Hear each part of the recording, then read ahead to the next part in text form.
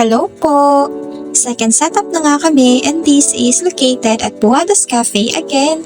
Hapon pa ito, mga 5 PM kaya today siya pwedeng mai-set up. And this sinetup kagabi kasi masyadong mahaba ang oras.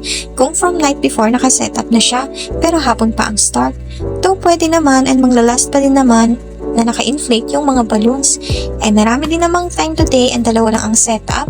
Isa pa, 5 din kami kaya today na lang din namin sinetup. 2 hours ata, 2 or 3 hours before the party. And ayan, sa buffet area nga kami ulit nagbaballoons. Kasi dahil maaga pa nga ay may mga dine-in customers pa sa loob.